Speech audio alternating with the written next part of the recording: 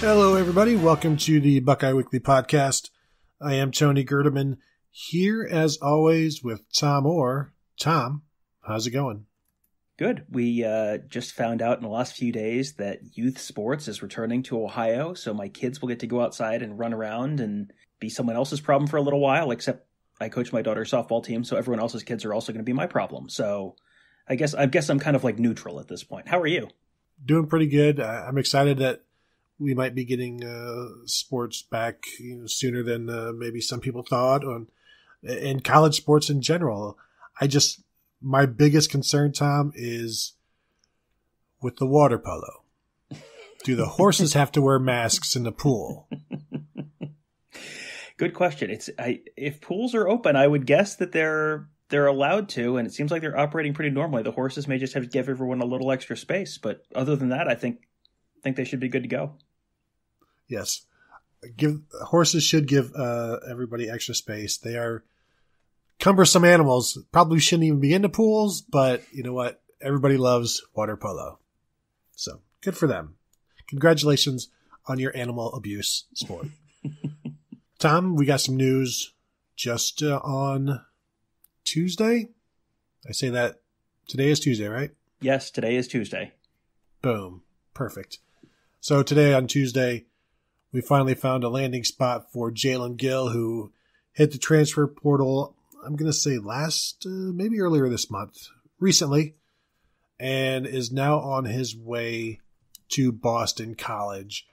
And I don't know if Boston College is one of the places we were talking about, because you figure Cincinnati is always a top place because of Luke Fickell, or maybe Kentucky because they know all of these Ohio kids, or maybe even, we've seen Brendan White go to Rutgers. But then, he ends up at Boston College, and you're like, well, that makes sense. Jeff Hafley is there, and he saw firsthand, what Jalen Gill can do in practice. We saw it and talked about it quite a bit last spring, and I'm sure that was a pretty good initial impression for Jeff Hafley.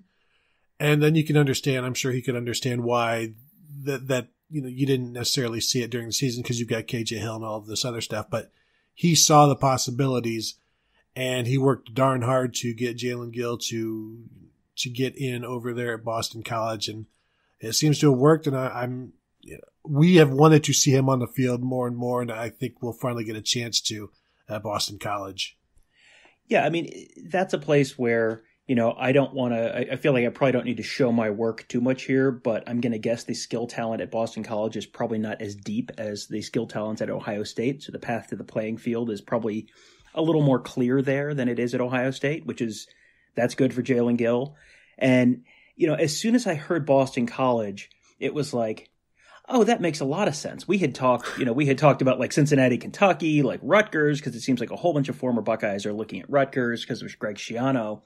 And then it's like, yes, you could go to Rutgers and go 2-10 this year and lose to Ohio State by 1 million, or you could go to Boston College where you're not going 11-1 next year, but you're probably maybe in contention for a bowl game, and your schedule is probably a little more manageable. And nothing against Greg Schiano, but Jeff Hafley seems pretty darn personable, and from all of my interactions with Jeff Hafley, it seems like it'd be pretty fun to go play for Jeff Hafley. So, I don't know why Boston College hadn't been right at the top of my list of potential destinations from him from the beginning, but yeah, it makes a lot of sense. And they don't have like a ton of remarkable skill talent there. They've got a couple receivers back who are like fine, but their leading receiver last year was 28 catches for 509 yards, 18.2 per catch, and 2 touchdowns, and that was a tight end. So, this is not an offense where they're going to be throwing the ball a ton, but they just lost A.J. Dillon, who was their star running back for 1 million years, and so there's an opportunity there for him to really be a standout player, because he's got the speed, he's got the agility, he's the kind of player that seems like he's going to go there and really stand out, among what's probably, a little bit of a less talented organization or, program than Ohio State. Boston College is also adding former Notre Dame quarterback Phil Jurkovich, who was a 5-star guy out of Pennsylvania, nicknamed the White Terrelle Pryor at one time out there in Western PA. So that gives you an idea of some of the things he can do. He was one time a hard target for the Buckeyes, and he's, 6'5", 220, can run, can throw. Not good enough to take over there at Notre Dame, but will have a pretty good chance at Boston College. I know, I think people would expect Jalen Gill to be eligible this year because Ohio State doesn't necessarily put up a fight. And with, this is an opportunity for Jalen Gill to move closer to home. You may need to get you a new map. Yes. No, he is from Westerville, which is, he's probably grew up about 10 miles from Ohio Stadium. But just the way things have gone for Ohio State transfers, you would expect that he would be full go this year, and they're certainly going to try to make that happen. And could be some fun offense there at Boston College rather than just watching A.J. Dillon go left, go right. I will say, having had A.J. Dillon in a fantasy league a couple years ago, that can be fun when he's going. But, now this is where Jalen Gill will end up, and we'll see how that goes. I think having Garrett Wilson move to the slot played a large factor in this because Garrett Wilson is going to play a lot. He's going to be targeted a lot. The addition of Jackson Smith-Njigba and Mookie Cooper there in the slot as well. The possible return of C.J. Saunders. They're just, he's going to have much more of an opportunity at Boston College to touch the ball 40, 60, 80 times, whatever it is. So that's probably a good move for him. And not that he couldn't become, a 1,000-yard receiver at Ohio State. I think it's just, it will happen quicker at Boston College. And there's certainly less competition for him. Right, yeah. He immediately probably becomes maybe the first or second option for the Boston College offense. I'm not sure he was guaranteed to be the first or second option at H for Ohio State this year. I mean, Garrett Wilson, you had to figure, is going to be the starter. If C.J. Saunders is back, he's got a lot of history there. He's got a lot of reps. He's a returning captain. He's someone who's at least going to be in the mix for that second H spot. And it's like, okay, then you're battling for the backup spot behind Garrett Wilson. With DeMario. With potentially with DeMario McCall. Possibly. I mean, it's just, yeah, I mean, there's just, and I mean, I think the editorial position of this podcast has already been staked out in terms of what the expectation is for Jackson Smith-Njigba probably halfway through the season or so. There's no guarantee he's a starter at Ohio State at any point. He's probably a contributor in some way, but he goes to Boston College and he's probably immediately the best player on that offense in terms of like just playmaking ability.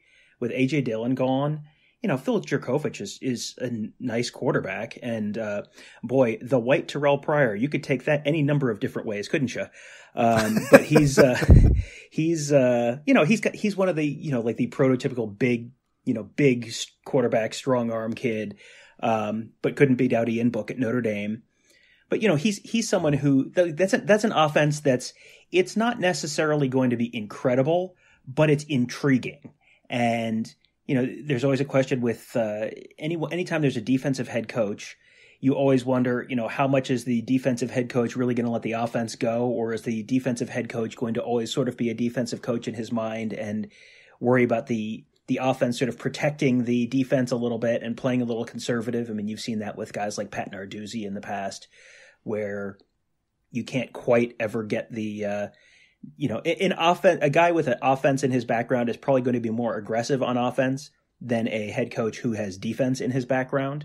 So it'll be interesting to see what Hafley plays, how Hafley plays that. But yeah, I mean, that is officially with Jerkovich, with Gill, like that is officially an intriguing team on offense. Like it may be worth watching Boston College on offense for the first time in a little while. Mm-hmm. Well, we saw Chris Ash try to take some semblance of Ohio State's offense to Rutgers as a defensive coordinator. I think you spend some time at Ohio State and you see maybe offense isn't that bad of a thing. So let's go ahead and invest in it. And Hafley being one of those guys where he has the energy, he has the desire to just exceed and go for things. And you would think he would want an offense like that as well. So the Buckeyes lose a receiver in Jalen Gill. Might be adding a guy that we've talked about here and there, but admittedly, I sometimes forget to bring him up, or I forget to remember him. Kamryn Babb posted video of himself working out this week. Nothing like super like, whoa, look at those cuts, or wow, he's really he's giving it all. But it's just good to see him out there again. And when we talked to Mickey Marotti in the winter, he said that Kamryn Babb was full go for workouts.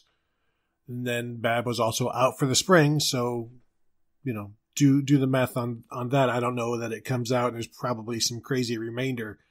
But maybe we can assume that he's good. There's just holding him out for precautionary reasons for the spring. And then let him build up stronger and stronger and stronger until he's ready at the end of the summer.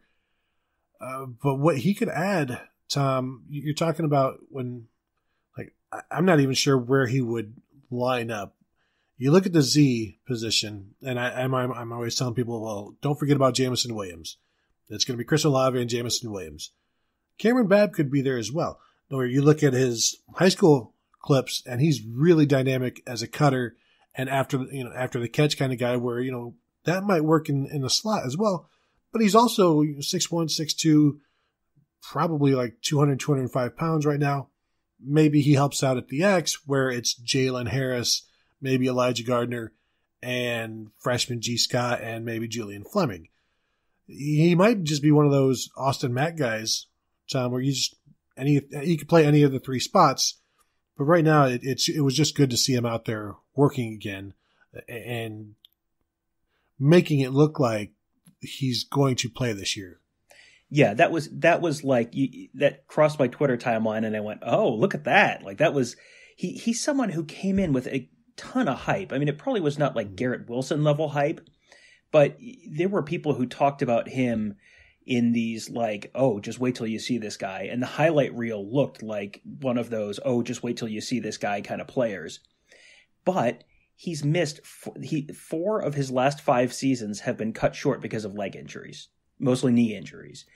And you don't know how he'll be able to come back from that. Because I mean, at a certain point, you start wondering, is he going to be one of those medical hardship waiver kind of guys who just he can't, his knees just can't hold up.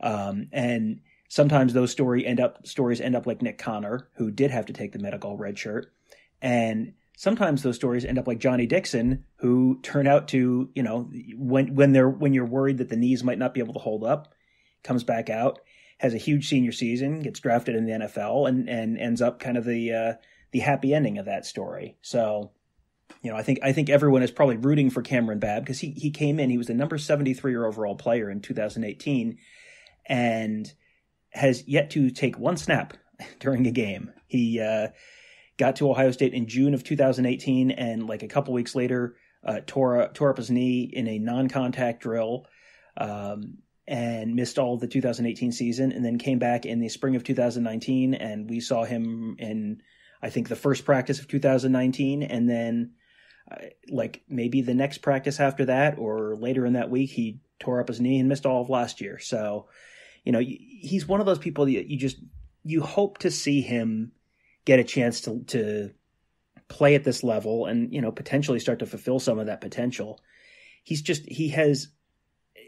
was just a really explosive looking playmaker if you watch his high school highlights, but his sophomore year in high school got cut short because of injury. He played his whole junior season and looked really good. He started his senior season and then tore up his knee and missed the end of his senior season, and then has not played in either of the last 2 years. So he basically hasn't played since, like, think back to probably about when the Penn State game was in 2017. That's probably about the last time he stepped on a football field during a real game. So, it's probably not smart to count on him for anything this year, but if he can come back and be anything like the player he was in high school, even just as a depth piece, even just as the second or third guy at X, for example, like that would be huge, because you can't necessarily just assume that Julian Fleming, for example, is going to be ready to go at X in week 1 of 2020 because he hasn't, he's had 3 practices and then that's it, and then he's back home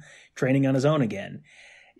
They probably, if they can get a veteran guy like Babb and get him healthy, he's been in all these meetings, he's been at all these practices. He should be, ahead of where the other younger guys are mentally right now. If they can somehow get him on the field and keep him healthy, that would be a huge addition for this team. He's got everything they would need. It's just a matter of, can he stay healthy? Can he stay on the field? If he can, that's a nice little wild card for this team this fall.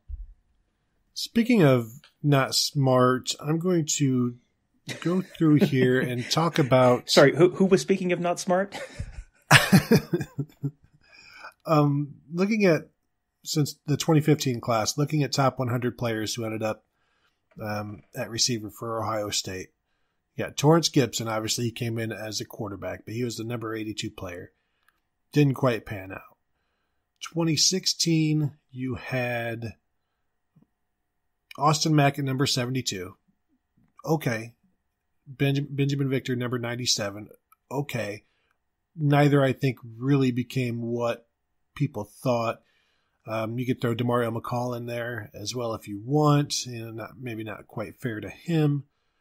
He was the number 44 player.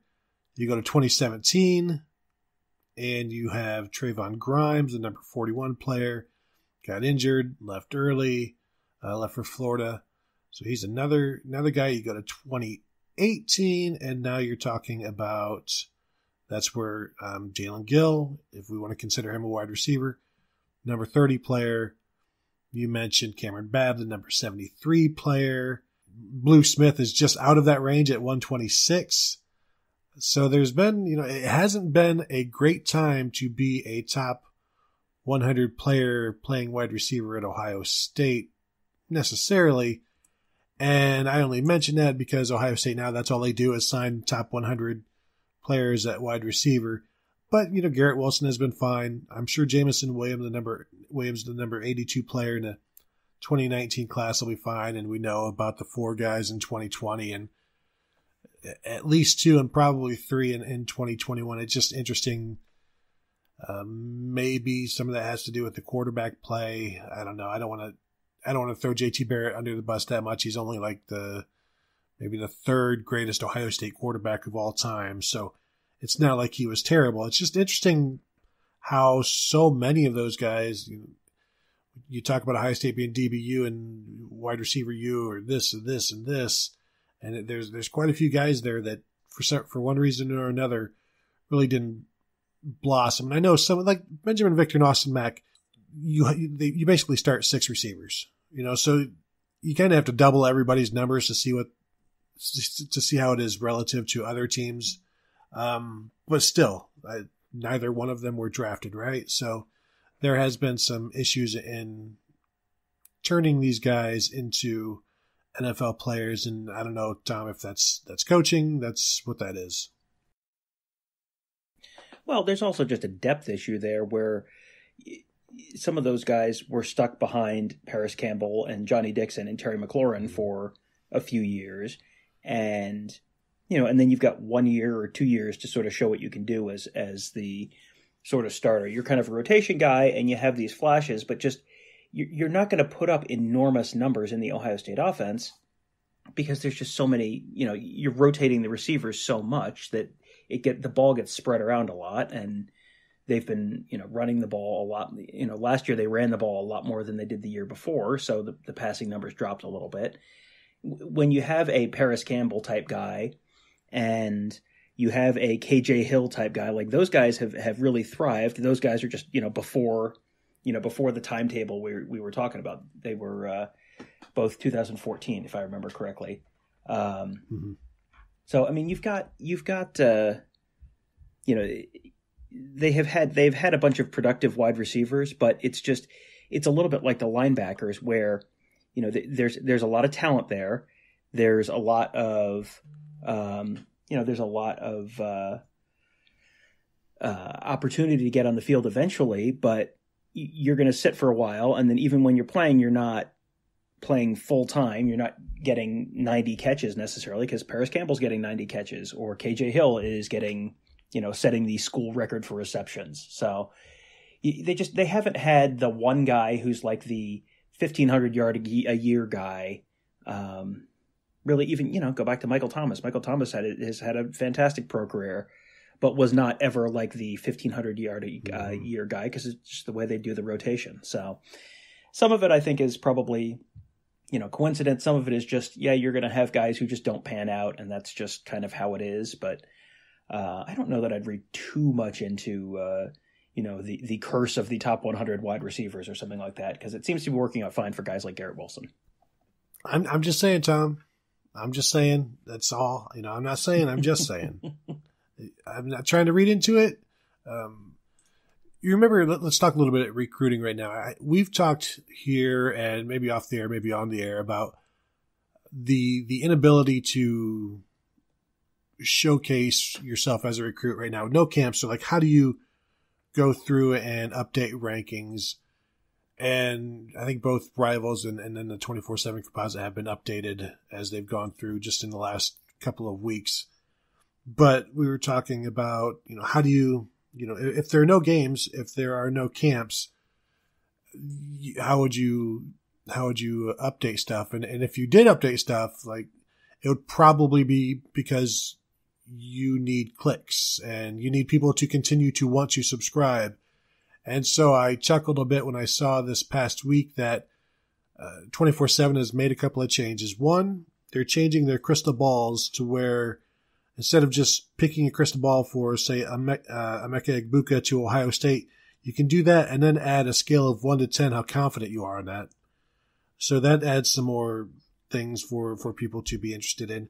And then also, Tom, I believe like every third Wednesday, once a month, basically, they're going to go through the rankings and maybe shuffle some things. They're going to make sure everything is precise and exact and where people need to be.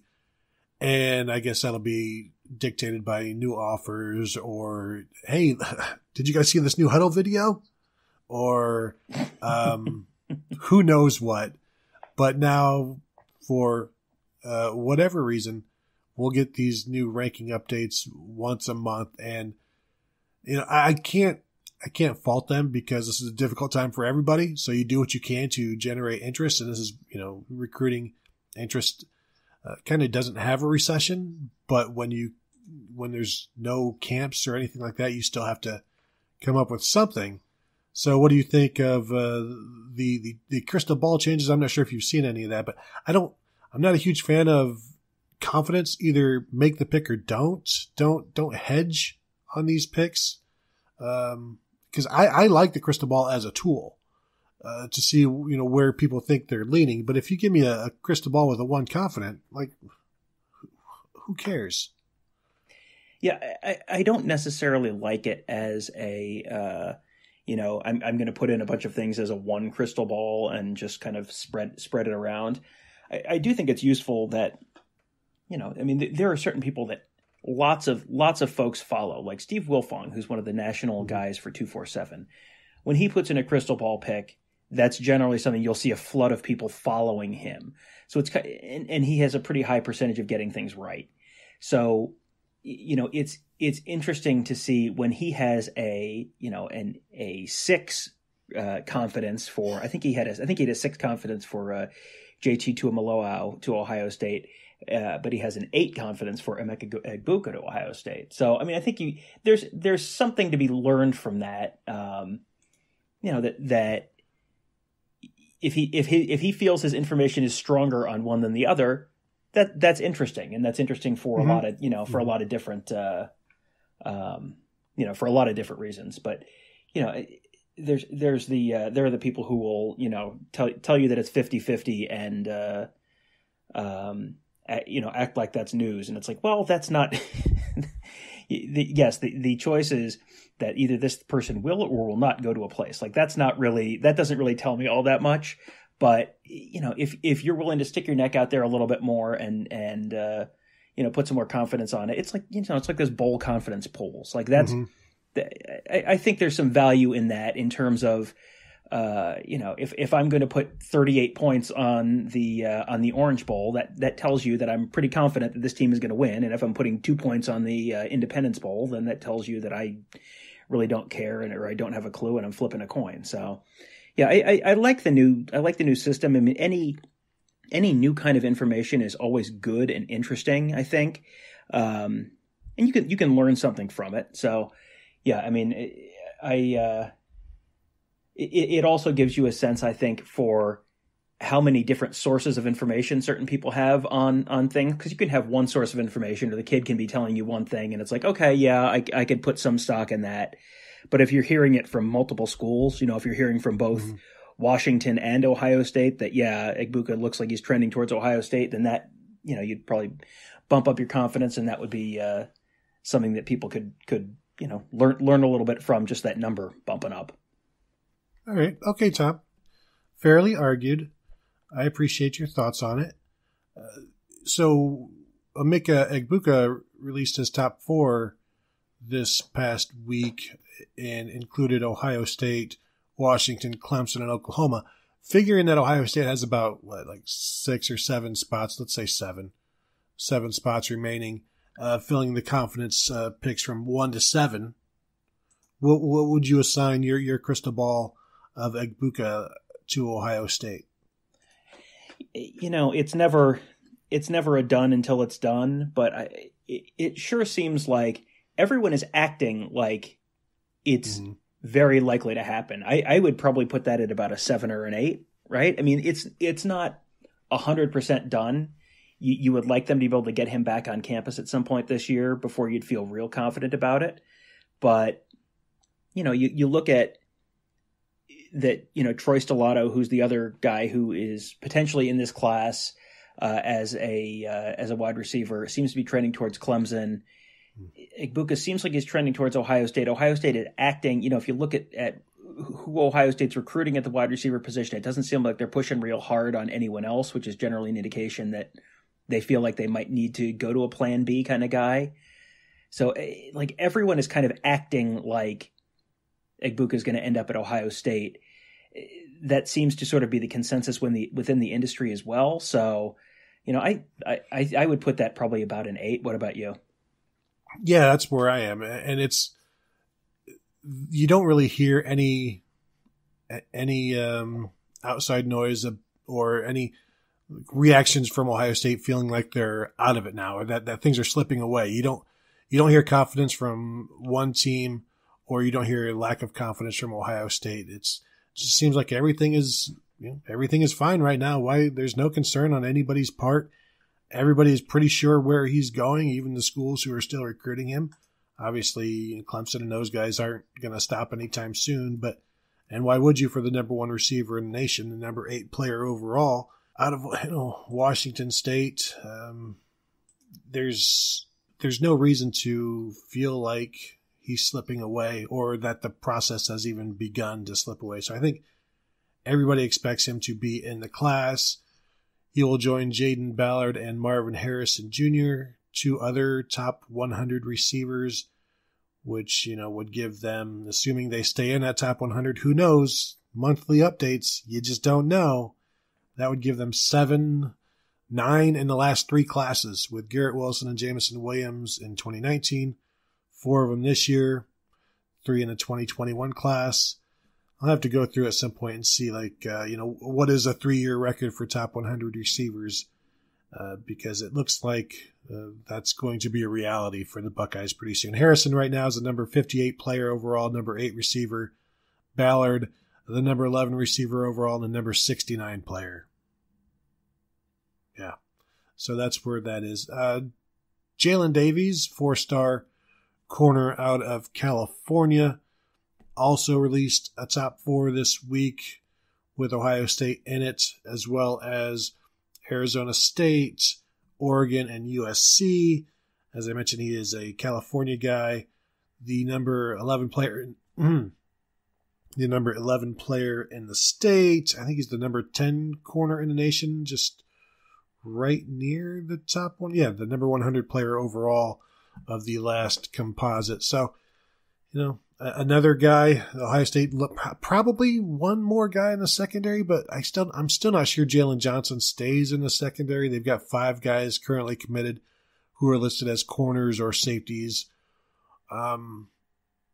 Maybe somebody moves up, like I said, maybe Jalen Johnson is a linebacker or maybe a bullet, in which case, he's Court Williams, in which you still count him as a safety, I guess. I can't imagine they would take 2 more guys unless it's like Davies and then Tony Grimes out of Virginia wants in, and he's the 5-star number 1 corner that nobody's going to say no to. I kind of feel like Ohio State is just being used as a hat on the table, as they say, for him to continue to keep the interest up there. But I know one of the West Coast guys put a crystal ball in for Arizona State. I think the thinking was there that they just didn't feel like he would get to Ohio State before the spot gets filled by somebody else, be it, I don't know, Derek Davis or somebody like that out of Pennsylvania. So that's where Davies is now. Top 4 Ohio State in there. Tom, are you seeing one more? Or are you seeing 2 more? How do you think this secondary shakes out? I would guess that it's probably one more. I mean, there just aren't that many spots left. They've got 18 people committed right now, I think, if I remember correctly. And maybe they can get to 25, but you don't really know. There's so many moving pieces to this right now, and to figure out exactly how many spots they really are going to have, because how many guys are going to turn pro? Will guys turn pro early? Will there be a supplemental NFL draft if there's not going to be a season? There's a bunch of question marks that are going to, sort of have to get resolved to figure out exactly how many spots they have. I think on the whole, you've got to figure they're going to end up, 24 plus or minus 1 spots in this class. And with that, maybe they can squeeze in 2 if there's someone, if Tony Grimes came to them and said, I want in, they would probably figure out a way to get Tony Grimes in the class. But I think it's going to be hard for them to get more than one other guy otherwise. Then, if Jalen Davies wants in, maybe he can get in, but is he going to want in before he comes to Ohio State on a trip? And when can he come to Ohio State on a trip? That's all sort of up in the air right now. Will he be able to come out at any point during the fall? We don't know. There's so much stuff that's up in the air right now that it makes some of this stuff hard to predict. But I think in general, I would say they're probably taking one more defensive back, probably, because you're going to take another defensive lineman. You're probably going to take another wide receiver. So now you're at 20, and you're going to take at least one more offensive lineman. There's 21. There's the class sort of starts to fill up pretty quickly before you can maybe another tight end. Yeah, another tight end that takes it to 22. I mean, and when I'm saying these positions, there are specific guys I have in mind for each of these that are widely considered to be trending towards Ohio State. And that's just that you can fill the class to 24 or 25 without having anyone that's that would require a real serious change of heart. This is like you could give me, the 7 or 8, the 7, say, remaining spots. And if I gave you 10 names, I'd feel pretty confident that I would have at least 6 of those 7 in there. You never know. You could have a weird wild card thing, but, there's just not that many spots left. And I don't know, Jalen Davies, the biggest question is, will he be willing to commit without coming out to Ohio State, or will their spot be open long enough for him to make a trip out and then commit? Is that just not going to, is the timing not going to work? And there's just predicting recruits is always something of a crapshoot, even in a normal year. And this is anything but a normal year. Yeah, I'm just looking at the top 60, and I could see 6 guys that end up being Buckeyes. And so the possibilities there. But it's going to be so crazy once visits start happening again. You're going to see so many decommitments. I'm not saying Ohio State necessarily, but just throughout college football, there's, I finally got to see the slide at Clemson. I want to go to Clemson. Ooh, wow. So you didn't have a slide at USC? No, never heard of them. We don't, everything is on lockdown. no merry-go-rounds. Every park has a padlock on it. So I wanted to go somewhere where I always had access to a slide. And now I'm a tiger. So, Tom, I think that's going to do it for this show. Is that all right with you? That's fine with me. Good news. We're probably going to do more shows this week, so this will just work out fine for you. Work out fine for everybody. I want to thank you all for listening. Make sure to check out theozone.net. Continue to read. Continue to listen. We thank you all for the reviews. Had some solid reviews in the last couple of weeks. We appreciate that. And we will talk to you. Actually, we'll talk to you pretty soon. Have a good one.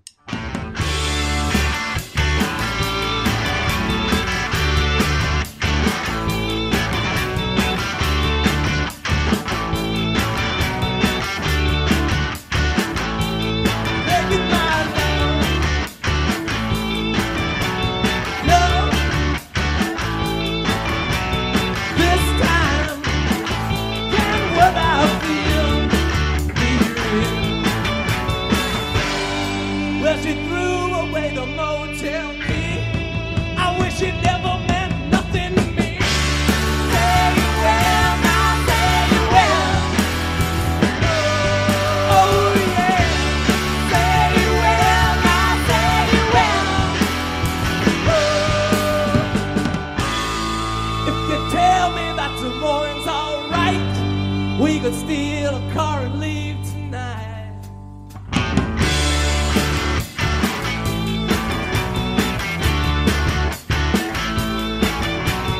Midnight, porch light.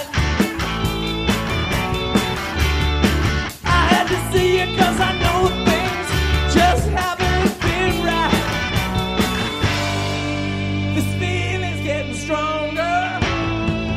Can't take it any longer. Say you will, now say you will. Oh yeah. Say you will, now say you will. If you tell me that tomorrow's alright, we can steal a car and leave tonight.